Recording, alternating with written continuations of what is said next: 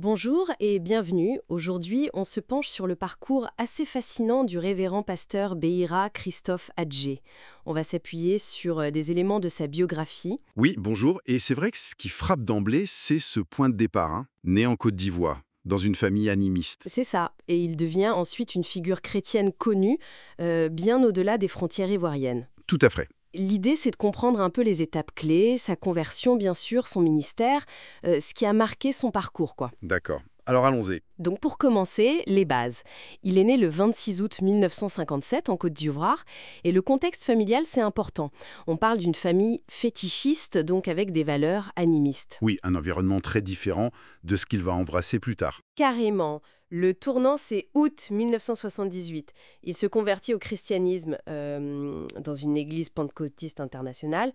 On dit que ça a été un changement radical pour lui. On imagine passer de l'animisme, qui a sa propre vision du monde, ses propres pratiques, au pentecôtisme, qui est très axé sur l'expérience personnelle de la foi, le Saint-Esprit. Ouais. Surtout dans la Côte d'Ivoire des années 70, c'est pas juste changer d'avis, quoi. C'est souvent une vraie rupture, parfois même avec son milieu d'origine. Une refonte complète, en quelque sorte. Et ça le mène, 5 ans plus tard, en février 83, à ressentir l'appel pour devenir pasteur. 5 ans après la conversion, c'est assez rapide, mais en même temps. Oui, mais ce qui est intéressant, c'est que son ordination officielle, elle n'arrive que bien après, le 14 février 1997, à Abidjan. Ah oui, 1997. Donc 83 l'appel, 97 l'ordination, ça fait 14 ans d'écart. 14 ans, exactement. C'est long, non? C'est long et c'est significatif. Ça suggère que ce n'était pas juste une formalité. Il y a sûrement eu une période de formation, de maturation, d'épreuve peut-être aussi. Une préparation, quoi, avant de prendre vraiment la responsabilité. Voilà, un temps pour se préparer à ce qui allait suivre. Parce que son ministère, après, il prend une sacrée ampleur. Ah oui, et c'est là que ça devient vraiment intéressant, je trouve. Il fait plein de choses. D'abord, il bâtit des églises en Côte d'Ivoire avec son épouse, qui est aussi pasteur, Talou Younan. D'accord, un ministère en couple donc. Oui. Et puis, il y a une autre facette, la musique.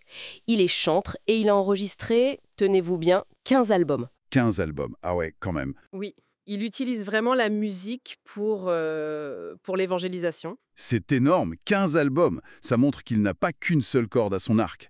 Il utilise la prédication, la construction d'églises, mais aussi l'art, la musique. Exactement. Pour toucher les gens différemment, j'imagine. Sûrement. Et ça marche apparemment, puisqu'il gagne une renommée internationale assez tôt, dès les années 80.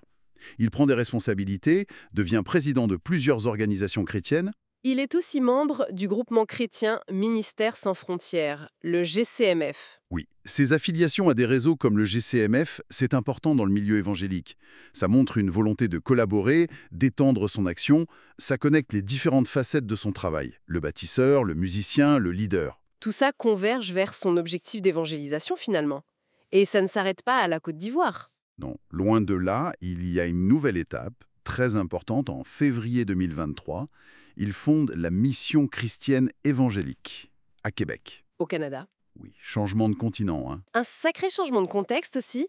Le Québec, c'est pas la Côte d'Ivoire, c'est une nouvelle phase pour son ministère. Et d'ailleurs, cette nouvelle implantation au Canada a été reconnue assez récemment. Le 12 octobre 2024, il a reçu une distinction honorifique Ah oui? Par qui? par l'Institut chrétien du ministère biblique, l'ICMB, pour sa contribution jugée remarquable à la propagation de l'Évangile. D'accord, donc son impact est reconnu même dans ce nouveau chapitre canadien? Ça souligne une certaine continuité malgré le changement de lieu. C'est ça. Et d'ailleurs, derrière tout ça, il y a aussi sa vie personnelle, bien sûr. Mariée à Tayalou Younan, elle aussi pasteur, on l'a dit, ils ont 7 enfants. C'est présenté comme un soutien essentiel pour lui. Oui, la famille comme pilier, c'est souvent un élément clé dans ce type de parcours dévoué.